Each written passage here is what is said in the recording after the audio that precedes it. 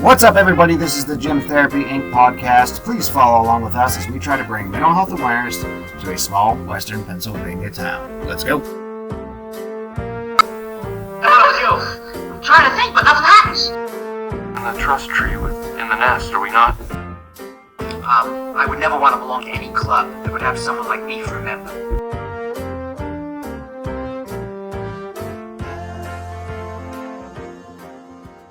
Hey guys, I'm Trista. I'm sitting here with, Justin. Alyssa. And Jesse. and we are Gym Therapy Inc. Today we're going to talk about scarcity mindset and the limitations that bring to our life. Before that, we're going to let Justin talk a little bit about Pizza Nomads. We're coming to you today with affiliation with Pizza Nomads on 670 Franklin Street in Clymer. Lisa and Jeremy. Lisa's been a supporter of ours since probably day zero. So Pizza Nomads on Franklin Street. They have specialty pizzas. Their most recent one was a Vietnamese faux pizza with ramen noodles, roast beef, mozzarella cheese, green onions, jalapeno, cilantro, sriracha on the side per request. Also, cheddar hoagies, roast beef, bacon, cheddar hoagies. My favorite, strombolis from the Coop, but my favorite, that's from a food truck. My favorite food, obviously there's difference between food truck and restaurant style. Take a look at your screen right now. Like, that's my favorite stromboli in the world right there. And they're awesome because they really took a chance. They went with an abundant mindset. Yeah, they really did. They took a chance. They left a franchise, opened their own place, believed in themselves, their loyalty to with their customers, and they have a successful business going on. That they don't have a franchise with anyone; it's their own. Yeah, and their own style, their own everything. They're world travelers. I used to work for Lisa whenever it was Fox's, not to bring up the franchise or whatever. No free ads. All right. No free ads. All right, man. We'll bleep that. Well, you know what? I'm just trying to talk Lisa up over here, all right? She has a thing for Vlad the Impaler, too. Do you know who that is? I do not. That's the person that Dracula was based off of. Interesting. Yeah, Good, she's nice to know. Romanian. Yeah. So thanks, guys. How's everybody's week? Everything good? It's been better. Yeah, good. Definitely been Glad better. to see you had a bad week, Jesse. Yeah, trying to get back to speed of the whole working, life. It's So Jesse had 2 weeks off and then came back was your first day as a foreman? Yeah. This past Wednesday. So Good. bit overwhelming the first couple hours, but got used to it, snapped into things, and Was there a foreman in position before you? yeah, I'm just the role that I play is like a backup foreman. So anybody that calls in sick, doesn't show up or whatever, I Vacation. That's actually a blessing because now once you're done, then you can do everybody's job. And then if they ever try to get rid of you, you can be like, "What are you gonna do?" Abundance. Yeah. Look at that. Abundance. Always with just fits right in always with the everywhere. theme. Yeah. Yeah, we have a special guest in the room, Jers. I'll clip in a picture of her too. She's laying on the bed, just yawning. She's really liking it though. She seems like she's Super super excited. interesting. Oh yeah. I'm just coming back from a week in Jamaica, so How was that? it was amazing. I don't really drink much anymore, which you guys know, and if I do, it's like 1 to 2 drinks a day. On vacation. Typically, it's Good. barely any, and it was amazing connecting. And this trip was about connections, soul connections, meeting new people, and I laughed and cried in the ocean with women that I've never met before, and connected on a deep level and talking about things that actually matter. So it was a whole lot different from last year when you Last year was pretty similar, but this year was a little bit deeper, and I met more people that I will probably travel with when I go to see Hanson and meet up with. Yeah. And so that was pretty cool. Awesome. That is What good. about you? Since Christmas, we've been wild with busted pipes and for gym floors and colleges and apartment complexes, churches, just things that have flooded. So make sure you take a look out for that stuff in your own house. Anytime we get a cold spell, anytime we get hard wind, anything like that, it's been tough on people. There's been fuel spills and puffbacks from furnaces, and it's just been a pretty wild couple weeks. It's the closest thing to hurricane season that I think Pennsylvania's gonna get, something like that. But it's big. There's a lot of stuff. So fortunately, work for a company that takes care of people. I don't know. I'm good. I'm good. Good. Just good. Good. Excellent. That's what we want to hear. Yeah. All right, so let's dig in a little bit. For you guys, this is probably a new topic. And It I'm really excited is. to talk about it. You actually, really when is, you yeah. text us, we all talked. We're like, I have no idea what any of that stuff Good. means. Yeah. And Yeah. I looked a little bit, but I didn't look too much because I just wanted to hear what you had to say. So we're talking about scarcity mindset, and what that is basically it comes from a pessimistic way of thinking, that it's a belief that there are limited opportunities in the world. Okay. So Stephen Covey, he's an author. He looks at it this way: the belief that life is a limited pie with only so much money, success, and good fortunes. That if someone takes a piece of that pie, it leaves less for you. This mindset limits your options and also what you can achieve. And it's fueled by fear, insecurity, resentment, envy, all of those things that kind of form that shadow self that we kind of don't really bring to the forefront to people. So let's talk about a person with a scarcity mindset, what that can look like. One, they consider the limitations of a situation by focusing only on the negatives. Here's a good one. We've talked about this one a few times. Leads with a victim mentality. Oh, yeah. And blames things outside their control, which adds to stress, worry, and inaction. I raise my hand on that.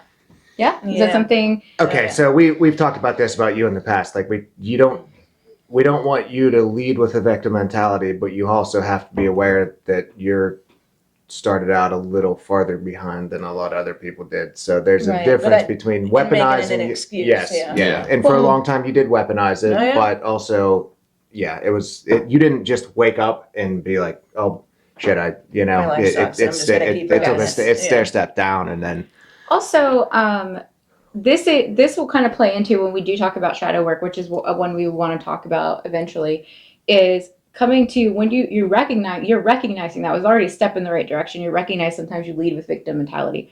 Okay, what does this teach me about myself? Yeah. Why am I not taking accountability to change something in my life? Is it because I'm scared?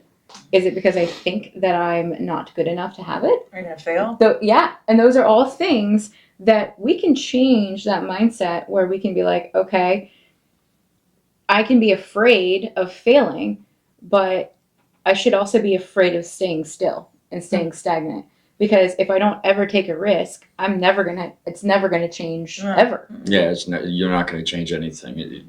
If you're just in that, I'm comfortable where I'm at, or I'm too scared to move forward, Absolutely. too scared to fail. You learn more when you fail, honestly. You do. yeah. And when we work for somebody else, when you have an employer, you wake up every day, you go to work, you fail at things. That's Yep. how you Yeah. get better at them. Absolutely. So like you wake up every morning and fail for somebody else. So sometimes like having your own gym and stuff like that. Why don't you Yeah. wake up and fail for yourself? Because eventually you're gonna succeed. And one thing I tell people pretty much. I'm too fat to pick that up, so I'm just. It's just we're gonna let it there. All right, yeah. One thing I tell people that are brand new at the gym is say like, don't be afraid to not be good at something when you Yeah. first try it. Because like I know that was something you were struggling. Let's You're talk looking about at the me. gym. Like, what did we do this week? We did squat snatches, and Justin was looking at me like, What is and I this? know Justin. So here's something that I was thinking in my brain. Okay, Ooh, that's where you think. Justin's an athlete. He was like an athlete all of his life. You're good at all the sports that you played. You're now trying something in your late 30s. It's unbelievable. Almost and 40. It's humbling. It's very humbling. When you're not great at it right away. Yeah. And you kept looking at me. I'm like, you're doing fine. It's about repetition, like repetition constantly. Completely relate to. Yeah, because, I want to be good at everything I do too. Yeah, and like you would think just bending over, picking a weight, and lifting it over your head is as easy as it sounds. But like, No, I would never ever think that. I would never think that. Well, Jesse and I are dumb guys. Did you see there was I pick things up, I put them down. I pick them up, I put them down. It's that easy. There was a survey came out this week. It was 20% of women think they could land a plane if they were. I've seen this. Yeah, it's right? like 80%. 80% of men. I think it's like 40. I think it's like 40%. Jers, get up. I think it's like 40% of men think with air traffic control, if the pilots died or something, you could just get in and land the plane. successfully land. So- yeah. So Yeah. picking shit up and putting it down. How hard's that? Yeah. Because women lead with their heart, men lead with their ego. So there we go. Yeah, well, I'll tell you what, heart's not landing a plane right now, okay? I'm not real sure ego is either. Yeah, ego is definitely probably not going to help us either. All right, hold on. My dog's wrapped up in the cords here. Cheers. Get up. Get back on Is the she bed. laying on the floor? No, she's wrapped up. Does she just want out? I don't know. You can pick up your phone now, Fatty. Go back up. There you go. All right, we're back. All right, we're back. Okay. So one of the third things, I'm reading this from the 5 practices to shift from scarcity to abundant mindset on techtello.com, just as a resource. The third thing is they spend their mental energy on what's lacking in their life or not working.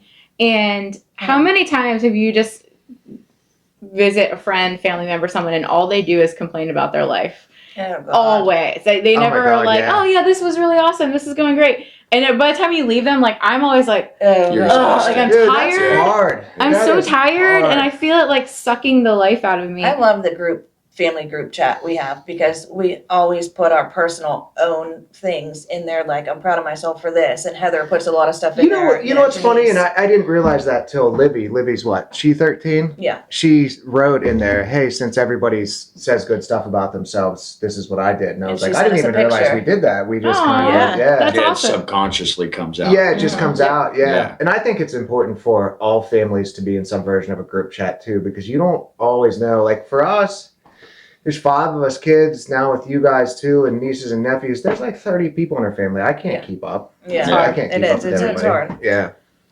Number 4, thinking that there's never enough leads to feelings of frustration, powerlessness, anger, anxiety, and fear. Who's been there? I have. All the time. Yeah. When you feel powerless to a situation, like you're literally giving up hope, and you're giving your power to whatever the thing is that you're struggling Like the with. feeling of being out of control. Yeah. Yeah. I've always picked and choose like what I try hard at too, because I like to win. You know, everybody likes to win. Yeah. So like I kind of only try hard at stuff I know I'm going to do well at. Yeah. You know, You're a because- sandbagger. Yeah. That's a sandbagger. Sandbagger. I'm a Ah, fuck. I knew I was a sandbagger and a cherry picker. My whole life I knew it. Yeah. Do you know what's really funny? What? I don't post the workouts at the gym because I don't want people to cherry pick and only come to things they're good at. I want people, how you become great is by doing things that you're not always good at. Yeah. Yeah, So and I that's- You don't don't post even it. know how to do it But all. like Yeah. sometimes subconsciously you don't try hard because you think you're going to fail at it, and if you fail at it, you're a failure. Yep. But And really, Yeah. you have to have Yeah. conversations with people too. Like when you know that people are struggling through whatever it is, like I can see typically by looking in someone's face, like they're having a hard time, that they're not like perfect at something. Yeah. And I I'm good at reading energy, and I say like, hey, you're doing fine. Just relax, breathe, and give me the best that you can in this moment, whatever it is.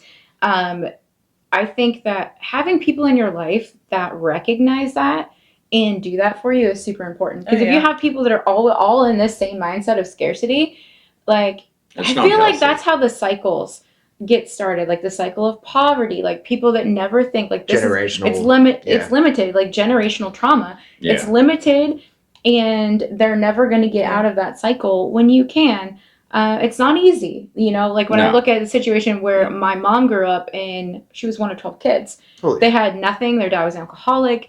They grew up with very, very little. And Just being They- taught that this kind of is only what it is. yes, too. and You know, And that's other- all this is all there is. Mindsets, yeah, Yes. mindset, Not healthy. generational mindset. I was talking to a buddy of mine, and he's like, I barely even drank. I only had 12 beers the other day. And I'm like, say that to somebody who doesn't drink at all. They'll Yeah, think right. you're Yes. crazy. Yeah, You know, yeah. they're Yeah. crazy. I can't even imagine having a beer a day.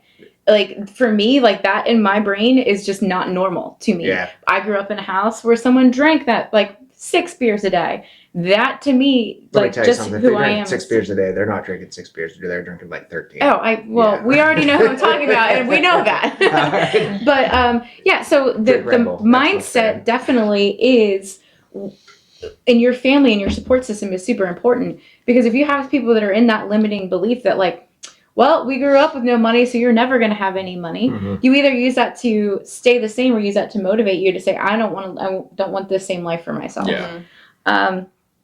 Here, this goes right into what we were talking about earlier. Their negative attitude demotivates others and drains their energy. So we just Yeah. talked about that, knowing that feeling. So like a lot of things that I do with my clients, conversations we have are very negative. And a lot of times I don't even, I mean, I can only cheer you up for so long and Yeah. for, you know, so many times. Not that I'm saying that, you know, the clients I have that are depressing and their life sucks, but like there's a lot of negative conversations in my daily life that I'm trying Yeah. to continue to fulfill positivity. Yeah. Well, It's there's hard. So, I is mean, there a way to? Sorry. That's right. I was gonna say you have two levels of people. You're up here and they're down here. You can only bring them up so much before they start to bring you down. Yeah, a little bit. I that's- don't mean they as in them. I just Yeah, mean no. like negative Negative It's people tough. in general, yeah. Yeah, a negative Nancy profile. It doesn't just kill yourself; it kills a lot of people around you. Whenever you draw them in, and it's not a healthy thing. Yeah, did you ever spray grass killer outside and then you spray it right here, and the next thing you know, 2 days later, it's all the way over there because the way the water runs under the ground. Is there a way Put your weed killer away, Nancy. to try to like flip that conversation and say like, okay, I understand that you're feeling maybe left out or whatever the situation is, but how can you take accountability? How can you help change the What part situation you you're in? play. Yeah. And sometimes having that conversation works. Some people, you're worth talking to the wall. I mean, some my people boss will. is like, it's just sometimes you just have to be mean. He's like, don't yell and swear. He's like, it just be stern, assertive, and calm. Calm, assertive energy is how Caesar Milan says you talk to dogs. But that's how you should talk to anybody. Just be calm and assertive. Whatever you need to be calm and assertive. And sometimes you gotta animate a little bit. But Another one is refusing to collaborate or share credit with others. Do you ever have someone take credit for your idea? Oh God, I hate that. It is the worst. And you think about it and you're like, wow. Or someone steal your ideas and use them as their own, and you know. I told a joke last night at a party, and Joe, my brother, said the same joke louder, and everyone laughed. Joe, you're a thief. You're an asshole. A thief of joy. Yeah, Heather Joe. will tell you about this. We still love you. I still love you. Another one is think small and avoid taking risks, which we were talking about, like thinking, that you're the risk that like Lisa and her husband took to leave a franchise and start their own pizza shop. That is an abundant mindset of saying, you know what, we can do this. We don't need a franchise and having the box rules. We can live by our own rules. Yeah. Find it hard to trust others, defaulting to suspicion. This is how I knew that I have grown as a human being, because sometimes I'm way too trusting. And for a while, I was always like, I don't want to share with people. And I've had parts where I've got burnt by sharing too much information, and people took it and they used it as their own. But in the end, I was like, I can't be mad at myself for trusting. Like, I have a trusting nature, and I can't be mad at myself for that. But now I know to think a little bit more about what are people's intentions before I share with them. And is there what are you suspicious about? Like, I'm always trying to find a reason why something is being done. Like, I just overthink every situation and try. And do you there's think like people's 7 out to get different you? outcomes. No. Do you think things are out to get you or no? But do you remember at one point when we had a group chat and like people in this chat would be like, "Oh my god, I don't think so either. someone hasn't texted me for 3 hours. Are you mad at me?" Yeah. Do you remember that was going around? I was like, "No, I'm just busy." Like, so we know now that like if someone has a problem, we're just gonna say it. Yeah. At the time, we were trying to put out some fires. Yes. So But it was funny because I remember like all of us like freaking out and being like, he would just show up my office and be like, "Are you mad at me?" I'm like, well, I switched phones, so all my messages were going, I remember and we were that too. trying to fix a problem, and I was like, what's going on? Justin thought I was ignoring his text, but I was answering Alyssa, and they live in the same house, so it was amazing. I just wasn't getting his messages. Well, we were actually in the truck too, and you're like, just text Trista and see if she gets your message and answers you. And you did. And he's immediately. Like, and I was like, it was stuck in iMessaging or something. Oh, that's good. That was a good one to add to this. Yeah. Act as a taker, always expecting more for others. We all have one of those in our lives. God. Take. Takers have no limitations. That's why we have to have boundaries. Boundaries come up in everything on the planet that I can think of. Everything we do has boundaries. Every single thing we have to do has boundaries. You have to boundary up because the takers never have any limits. Jesse, like you said, they're greedy. They're never going to stop for their own, know. Yeah, and that's 2 years ago. Do you ever think that we'd be sitting around talking about takers and boundaries? No. Dude, this is fun. No. This is weird for like this isn't stuff we do. No. Like I was out last night I didn't drink, but I was out with a whole bunch of friends from like old school friends. And we just like busted each other's balls and just all that kind of stuff. Never talked about boundaries. And then boundaries are something we cross all the time. Yeah, you but do it. Yeah. it's different when you're with a group of friends it like really that, is. But that's how we grew up, was just Yeah. like, throw a ferret in the bathtub with somebody, whatever that Pretty much, might as well. Oh my God. I mean, not to Well, I'm glad I wasn't at those parties. Yeah, and that's another thing with my clients too. They don't have a lot of boundaries. really even know what they are. A lot of Because times with You're people still with, teaching them this. a lot of times people with mental health problems too, like they do overshare, they do overstep, they do that, and it's not that they overshare, they just do it at times that aren't exactly appropriate. Yeah. Or they have the things where they don't know that they're not the most important person in the room. Mhm. Like their anxiety takes over and they don't know how to self-soothe. And they think that they're the only clients that I have, and I don't Yes. have other people that I have to deal with. And Yeah. it's So let me energy tell you, sucking a lot let me of tell you times. though, that's not unique to your clients. That Mhm. is a client Oh, of no. any sort. Car people are the same way. Car people are the exact same way. Yeah. They're the only person that's buying a car. They're the most important person in the world. And you can have the next person just like, hey man, take your time, do what you got to do. And then there's me, who is super patient all the time. Oh, until 100. we were almost a year out from getting Jasmine's wheelchair, and I was like, all right, it's time for me to be assertive. I got to be assertive. Like, it's time to happen, and now it's finally getting delivered. But sometimes I'm too forgiving in nature, where I don't stand up for myself enough. Yeah. Okay, last one. Establish their sense of self-worth by comparing themselves to others. Mhm. And I always tell people, and it's funny, I was mopping the gym today, and I'm always thinking about stuff for social media posts, and how I always say, like, comparison is a thief of joy, even if it's to your past self or, someone you know.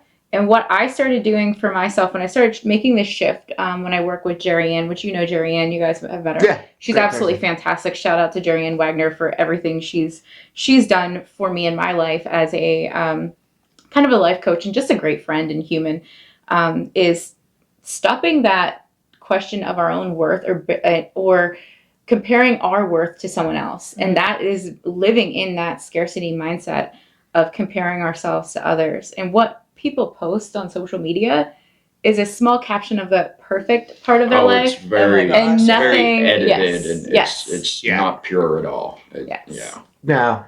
And so let's go to the flip side. Let's talk about the abundance mindset, and that's optimistic thinking and what that might look like. They consider the opportunities in a situation by focusing on areas of growth and improvement. So all of us in the room have been in therapy, at least had one therapy session before. Yep. That is about growth and improvement. You realize there are things in your life that you can do better and you can grow and learn from. It's just letting another person from the outside looking in, seeing your life differently, and being able to just add another perspective. Yeah. Well, and they're trained professionals, and the more conversations you have, the more things you'll learn. So they are constantly learning all day, every day about the most random things. Like Me too. I'll ask Kathy stuff that has nothing to do with therapy. Oh, but yes, me too. if it makes you feel better or it answers your questions, it's 100% therapy. Oh yeah. You know, Mhm. you Absolutely. wouldn't think like therapy is This just this is like just Yeah, consulting absolutely. other people and Mhm. asking somebody else's opinion. And when you see a therapist, you're just consulting them. You don't have to do what they tell you. Oh yeah. They just give Probably you right though. suggestions. Yeah. Yeah. Yeah. I don't know that I've ever had. Well, I've had a couple of therapists that I didn't stay with them when they told me what to do, or told me that, like, this, because I don't like to be told what to do. I don't like that. So, like, Well, I like her therapist saying, lets "What you do you come to it think?" on your own. Yes. What's Yeah. the best for you? But I also think a lot of people think that they don't go to a therapist because the therapist is going to tell them what to No. do. I Yeah. think that scares a lot of people off. Well, I think as a lot well, of people though. too are like, oh, I already know what a therapist is going to tell me, so why go? Or they don't Well, want to be there's held that. accountable, Yeah. and they want to be told that everyone else in their life is an asshole. That was the answer to the question you asked me Yeah. earlier this Okay. week. Yes, Alright. what she just said. Yep. Okay. Next one, leads with control by taking responsibility, which inspires them to act with confidence and clarity. I think that is a huge thing. When you do something wrong, number one, own it. Or if you don't know the answer and someone asks you something, just say, I don't know the answer, but I'll get back to you about it when Yeah. I know.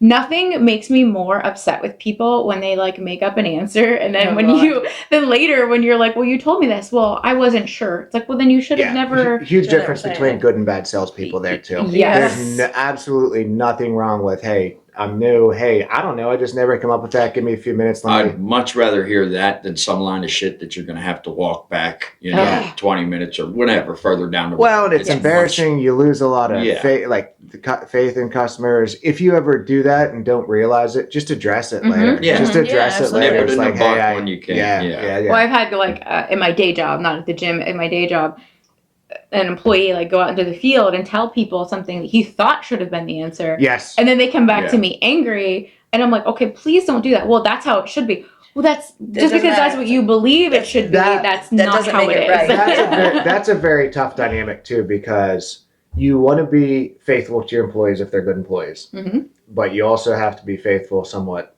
to your customer. But you also can't boundaries again. Yes. And you kind of have to know when you just sit back and eat crow too. It's like, hey, I apologize, but you can't be like, I apologize, my guy's an idiot. You have to delicately, unless your guy's an idiot, then you can be. I mean, I have to. There are times that I've said I'm sorry, he shouldn't have told you that, but and this is past. Yeah, and you'd be like, this is a conversation I'm going to have with him. I apologize. This is something. Yeah, and I think that's okay. Obviously, I would never say someone's dumb or to a customer. Yeah. But this is in the past the thing that was really hard because I had to then discipline an employee, and that was an employee that wouldn't take responsibility for things and or accountability, and would just end up being a screaming match. And makes then, it harder for you to figure out. Abundance mindset, though. We cover some religious thoughts and whatnot. In Christianity, it says, "Let your cup runneth over," and I think in almost every version of religion, there's always some version of abundance mindset. Sure. Yeah. So this isn't just it's not all woo woo. Yeah. There's religious backgrounds to this stuff and whatnot too. So think good things and good things happen. Yeah. To a certain degree, Yeah. Spend their mental energy on the new possibilities by being flexible and adaptable to their circumstances so that they can see new opportunities where others see none. So sometimes when something different sprouts up where a lot of people would just be angry about it, wouldn't be able to adapt, people with an abundant mindset say okay, how can we use this for the better? Yeah. How can we use this to grow? How can we use this to maybe collaborate with someone on something new? Number 4 is thinking about the challenges and growth ahead makes them feel empowered and engaged. This is something that I have watched spark in myself in the past couple months. Say it again. This has sparked the thing number 4. Thinking about the challenges and growth ahead makes them feel empowered and engaged. Yes. But scared too, and for me in one specific instance, with things going on with my daughter and trying to look ahead to see that something is gonna come of me being able to see her and have her for weekends. And I talked to my cousin Joe about it, and the answers he gave me were, I'm not trying to get into it right now, but the answers he gave me were just the ones I feel like I should have thought of from the gate too. Yeah, but that doesn't matter. No. That doesn't matter. So you know them today. Yeah. You didn't yesterday. But that's part of the conversation. What we do with that fear is what matters. So if we use it that fear to hold us back from trying to progress, that's not using that fear in a motivational use that restricting. Use that fear not as a limitation, but as a way to motivate you to look for the answers of what do we do?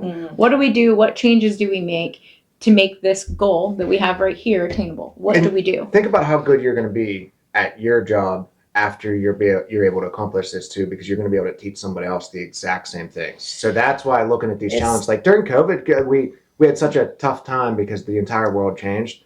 But look at the good things that came out of that too, and the stuff we had to overcome, and where places we can work. It's so from amazing how many things that I've been through in my life, or went through, or completed, or finished, or whatever, becomes examples and conversations, and what I talk to my clients about. 100%, yeah. I have a client that has money issues, and I clearly had money issues. And, it's even if you don't have money issues, you have money issues. I mean, yeah, but it's being able to be personally relatable to your clients, and that's one of the biggest things in my job. Yeah. I've had a lot of bosses say I gave different advice over years. over the years. And one of them said to me one time, like, once you start to take on more responsibility in life, you'll become a better salesperson. You're going to have mortgages and you're going to have car payments and stuff like that you're going to have to come up with. So in turn, you're going to learn more things and you'll be more relatable with your customers. Yeah. And that's kind of the exact same thing with this. Like, the more responsibilities you take on. I also got some advice from one boss one time that was, as long as you're in debt and needing stuff, you'll work hard for me. And I thought that was terrible advice. That's terrible advice, isn't it? That's terrible advice. I mean, it doesn't sound right, but I mean, it's. As a person in position, you should never tell someone to put themselves in a. You'd also have a relationship enough for him to be able to spit it out to you that way. Yeah, it could have just been. That was using fear as a motivation, and that's not really great. That's true too. Yes. Yeah.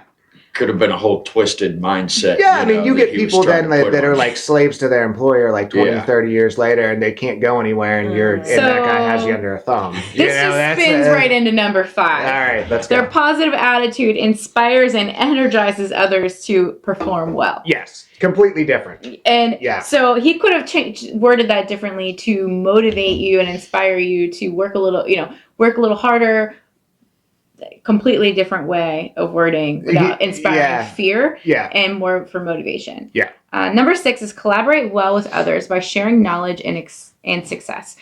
So I don't know if you guys saw a post where a bunch of entrepreneur women in Indiana, myself, Jerry Ann, Dr. Darcy, bunch of us all got together, and we sat down and we talked about, the hardships of, being a female business owner. Number 1, we are often overlooked just because we are female. Yeah. And anyone that tells you that that's not true has never been a female in business. Number 1. And number 2, just being an entrepreneur is lonely. Like, you have so much responsibility on your shoulders.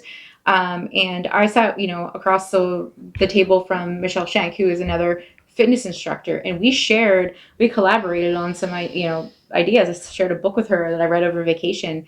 And I'm not worried. Like, we weren't sitting there saying, well, you do the same field as I am in, so I'm not going to share any information with you. That's scarcity mindset. We're looking at each other. We both have a shared client. Jerry Ann goes to both of us. Yeah. And that was a really cool thing that we're like sitting at the same table, wishing the best for one another. Being able to share ideas and all that stuff. Yes. Rising tide lifts all ships. Absolutely. Absolutely. Think big, often embracing risk. So that one was one that has been a little bit difficult for me being a business owner. I did the more approach of like doing small jumps as I went. I didn't throw out a bunch of loans. And you said this earlier, aim small, miss small. Yeah. You kind of said that earlier. Take little steps, get bigger. Yeah. And that was a good call for me. Now I'm in a position where my business is growing and things are going better. I think had I thrown myself into debt, I might not be sitting here 8 years out. Yeah. I might not be. So I think the way that we grew our business was smart with the need in the area. And I remember asking you, I said, did you because you have stuff in your gym that's has names on it from other gyms. I said, did you have these given to you? You're like, no, I bought every single thing in this gym. Oh, and that was from names from other gyms. What do you mean? There's your little 5-pound plates that have Gold's Gym written on them. They're just that's just a brand. Okay. Yeah, that's just a brand. Yeah. But had you not taken small steps, you would have never made it through COVID.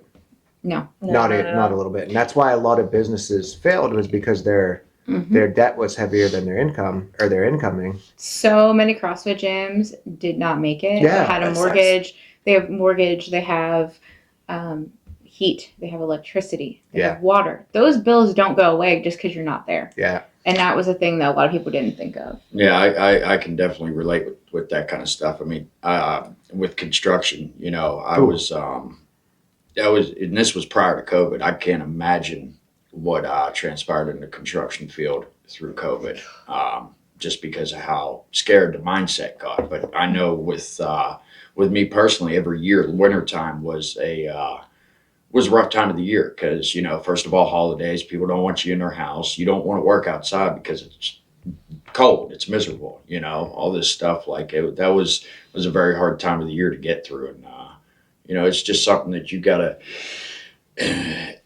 to maintain that better mindset. Like you said, small risks, but, you've got, I don't know, it's a tough time of the year to get through. You got to maintain that positive mentality. Yeah, and pitch it through. also too, it's hard to stay positive all the time. So take breaks from stuff like that too. Yeah. But, I mean, there is Yeah, something like- called toxic positivity. Yeah, where toxic positivity is not Yeah. great. It sounds it's just like we talked earlier. I said about have good thoughts and good things will happen.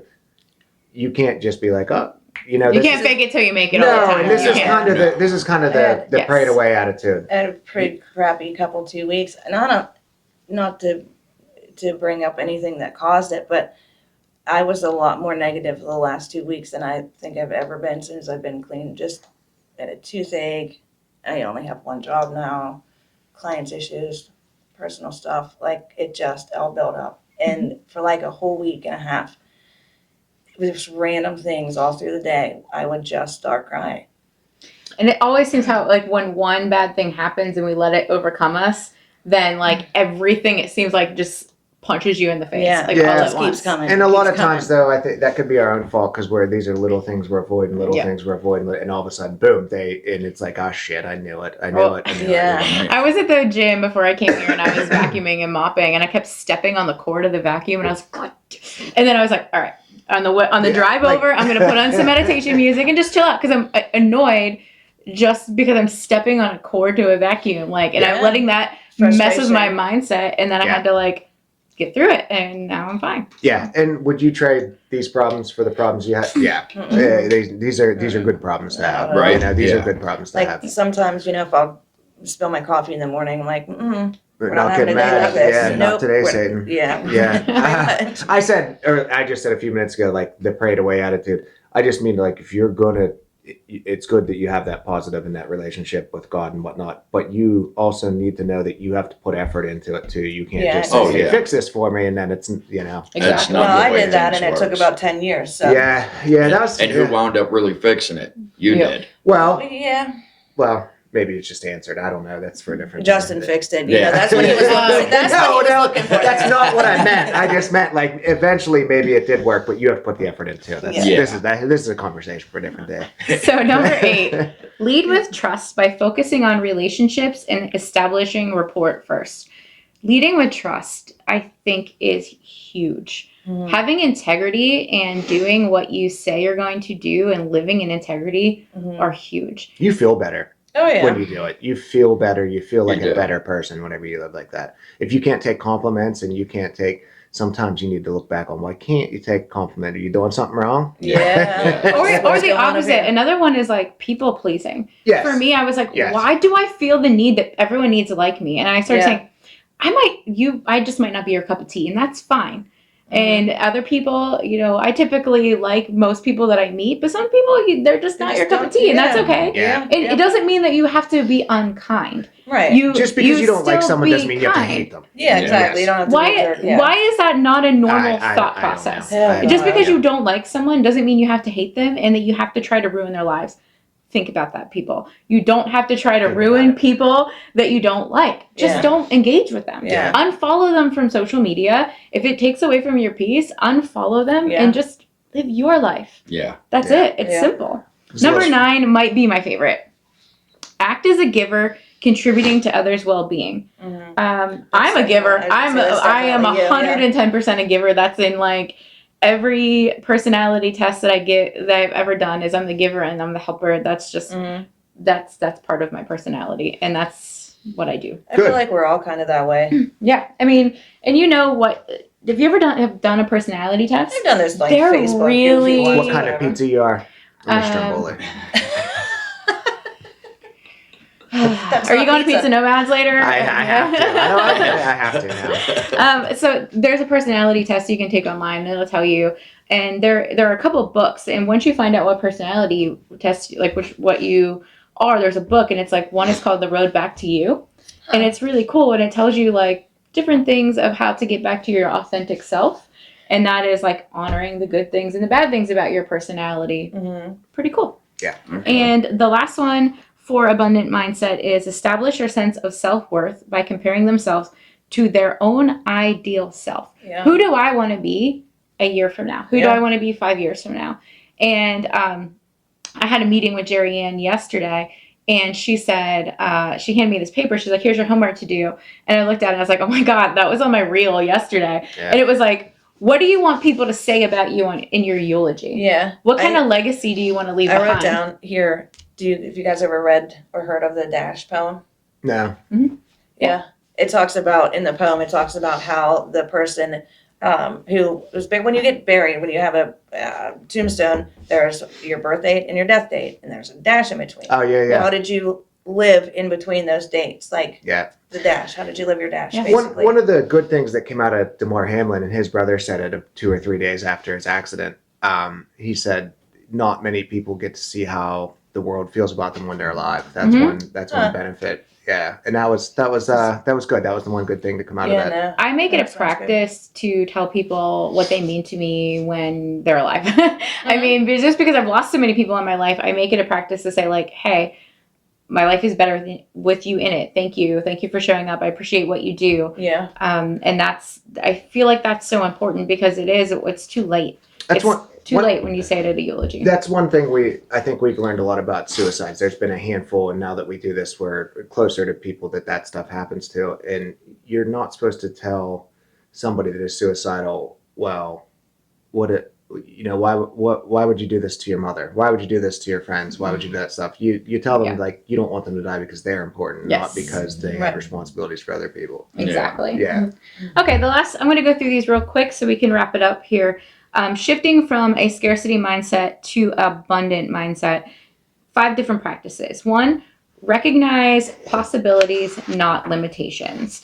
So start looking for ways you can change things. Start being flexible in your beliefs. And instead of looking at the people with envy that have the things you want, look at the story of what got them there. How did they get these things? Mm-hmm. What can you learn from them? Yeah. If you don't know it, ask.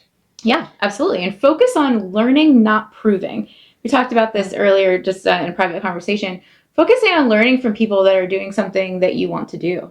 Yeah. And not proving that just going out and setting out to do something great by proving other people wrong. Like, look at them, I'm going to really crush this. You're not going about it for the right reasons. Right. Yeah, we need to wait. I think this came from Dune. I told you that quote this week that was learn to we need to be taught to learn, not taught to believe. Yeah. Yeah. I just had one of those. You told me to download that positivity app or whatever, and it says, what did it even say? Something about I fulfill all my solutions within myself. Good. So that fits. Like I love those. And it's just like a quick little message you get, and it's like a little shot of hope throughout the day. Yeah. Mm-hmm. Succeed together, not alone. This is a good quote. And it said, resentment is like drinking poison and then hoping it will kill your enemies. So that's living with resentment and jealousy is going to keep you in that scarcity mindset. So start to collaborate, start to learn from other people, and start to ask questions. It's super important.